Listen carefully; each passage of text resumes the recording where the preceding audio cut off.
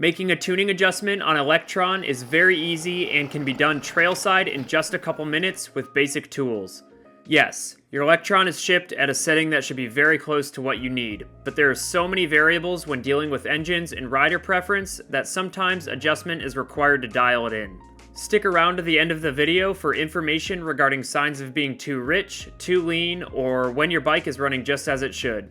If you're still looking to buy Lectron, you can head to my website, BeRAD-products.com. There's a link in the description of this video, and you can place an order for one today. I keep them in stock and they ship fast. Let's start with the idle screw. You installed your Lectron and the idle is so low that the bike won't stay running. Turn the idle screw inward to raise the idle.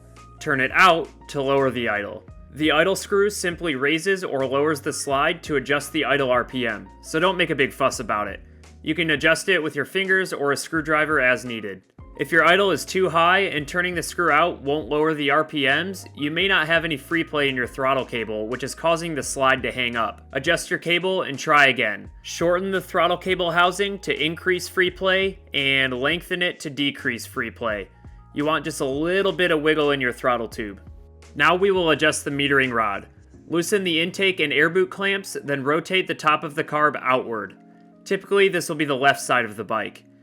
Be careful not to damage the throttle cable while doing this.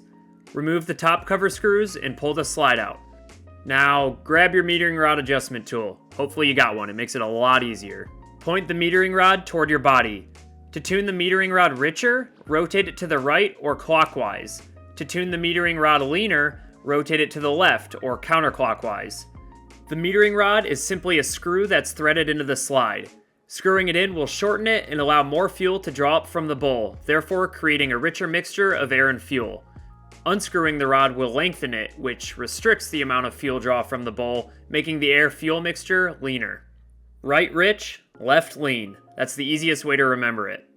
Let's make the rod a quarter turn richer. I screw the rod in a quarter turn.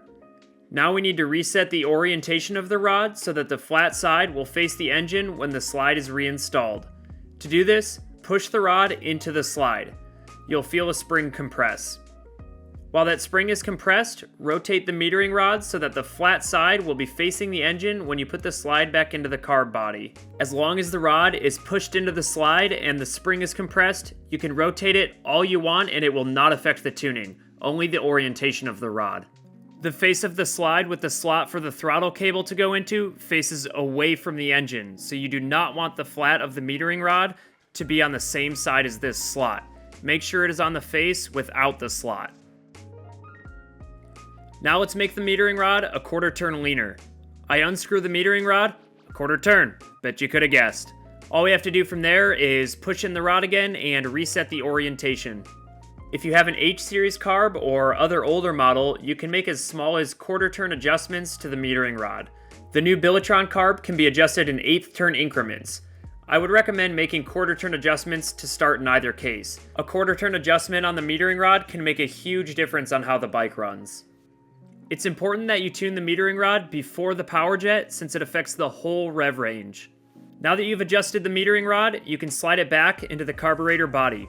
Again, note that the side of the slide without the slot should be facing the engine. Also, the flat on the metering rod needs to be facing the engine as well. Reinstall and snug up the top cover screws, then rotate the carburetor body until it's vertical in the bike. Help guide the throttle cable a little bit so you don't bend or damage it. Now just tighten up the hose clamps on the intake and air boot and you're good to go. The metering rod affects fueling all the way from idle to wide open throttle. The power jet only affects fueling from about half throttle to wide open. You need to get the metering rod set first. Once you've done that, you can then adjust the power jet screw if need be to fine-tune the upper rev range. Unscrew it to make it richer. Screw it in to make it leaner. Note that these are opposite directions than the metering rod, so don't mix the two up. Again, I'd recommend adjusting in quarter turn increments, then use finer adjustment if need be. Now we will get into signs of how your bike is running to help you dial yours in. There can be different settings for different disciplines of riding. I will go over the tuning signs I personally look for, which works great for trail riding and some motocross.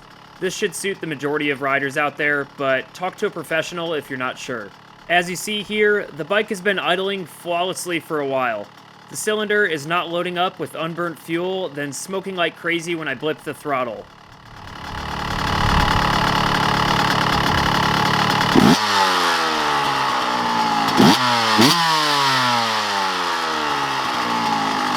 After being at low RPM for quite a while, there's no need to clear it out as you'll often hear people reference. Response is fast, crisp, and clean. The bike can pretty much idle here all day with no issues. There's no bogging when I get on the throttle hard at low RPM, and no sputtering when transitioning into the power band. The bike makes good power from idle to wide open. This all indicates that it is tuned well and ready to rip. The reason I'm showing you this ridiculously long idle is because I want to prove to you and debunk the popular myth that you'll foul a plug on a two-stroke if you don't ride it high in the RPMs. A properly tuned bike can ride at any RPM and never have this problem. I run top ends for around 80 hours on this 125 and I've never fouled or burnt a plug. I often run a single spark plug for the whole duration of each top end.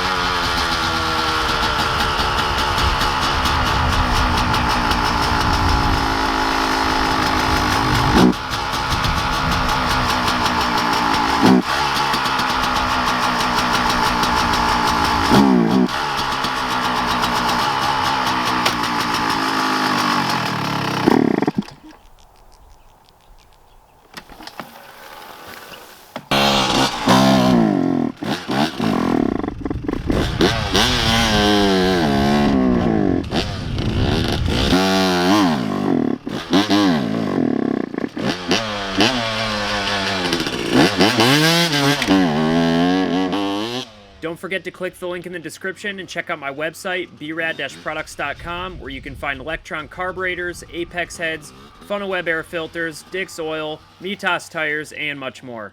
I'd really appreciate the support. Thanks.